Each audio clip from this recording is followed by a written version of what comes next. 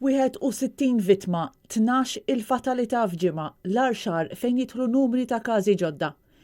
Minkejja li fl-aħħar 24 siegħa pajjiżna ra ammont akbar ta' persuni li fiequ 110 b'kollox meta mqabbla ma' 76 persuna li żviluppaw il-marda, is-Supritendent tas-Saħħa Pubblika rrimarkat li ma nistgħux inserħu rasna b'ċifri ta' ġurnata waħda. Figura bħal tal-lum li huwa bet ieħor 70 ma tistax tgħid li aħna nistgħu ngħidu li aħna niżlin l-isfel għalissa. Għadu kmieni wisq biex nistgħu nkunu qegħdin niddikjaraw dik is-sitwazzjoni għaliex in-numri ivarjaw ħafna. Il-Professur Gawċi ċċarat is-sitwazzjoni dwar il-vaċċin tal-Covid-19 fejn qalet li dan irid iż-żmien tiegħu għall-manifattura. Irridu niftakru li la darba tiġi liċenzjata l-vaksin, mbagħad ukoll irid ikun hemm il-manufattura tal-vaksin u għalhekk dik kienet qiegħda tinġibed l-attenzjoni għaliex forsi jkun hemm min jaħseb li la darba tingħata l-liċenzja ħajkun hemm mill-ewwel availability biex id-dinja kollha tkun qiegħda tieħu din il-vaksin. Skont il-President tal-Kummissjoni Ewropea Ursula von der Leyen, dan il-vaċċin mistenni jkun lest għall-esportazzjoni f'April.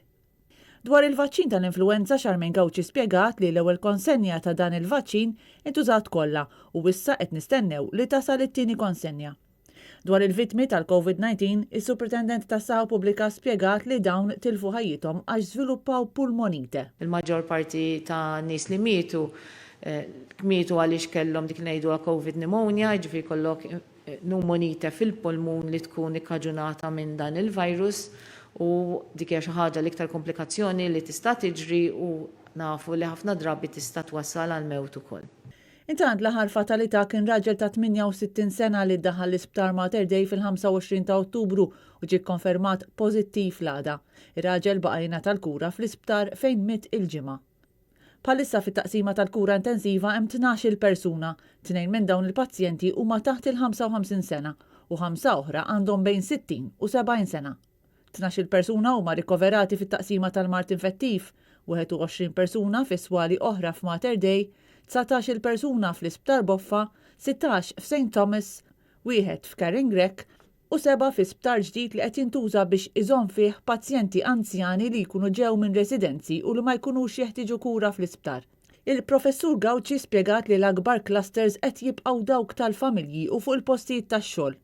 Għal-mistoqsija ta' Net News dwar jekk għandix terġa' tidħol fis-seħħ id-direttiva ta' teleworking, il-Professur Gawċi qalet li huwa dmir ta' min iħaddem li fejn hu possibbli l-impjegati jingħataw direttiva biex jaħdmu mid-dar. Fuq id-direttiva 13 tal-teleworking, aħna kemm fil-postijiet ta' xogħol tal-gvern kif ukoll fuq postijiet oħrajn li huma tal-privat dejjem nagħmlu rakkomandazzjoni biex l-employer fejn jara li l-persuni tiegħu jistgħu jaħdmu permezz ta' working from home, permezz ta' teleworking, l-employer hija fid-deċiżjoni tiegħu li hu jkun jista' jibgħat lil dawk in-nies. Is-Supritendent tas-Saħħa spjegat ukoll li bħalma kienet wissiet biex ma jsirux attivitajiet tal-Halloween bħal trick or treating u parties, anke l-ġranet tal-miliet se jkunu differenti. Fuq il-miliet bħalma semmejt, nafu x'inhuma l-mezzi ta' prevenzjoni u rridu naddattaw għal dak is-sitwazzjoni. Jiġifieri nafu li jekk inti ħadd tiltaqa' gruppi kbar, dan hemm iktar riskju. U allura aħna naraw li meta inti ħatkun qed tiltaqa' ħatkunu nies li jkunu vera ftit ma' xulxin. U li llum hawn mezzi oħra kif tista' ukoll tikkomunika u wkoll importanti ħafna li aħna dejjem nużaw il-prevenzjoni. Tul il-konferenza, Supritendent tas-Saħħa reġgħet saħqet dwar iż-żamma tal-miżuri fosthom il-ħasil tal-idejn u ż-żamma ta' distanzi, kif ukoll dwar l-importanza ta' kif wieħed jilbes u jneħħi l-maskra u li din tintrema kif suppost u mhux barra.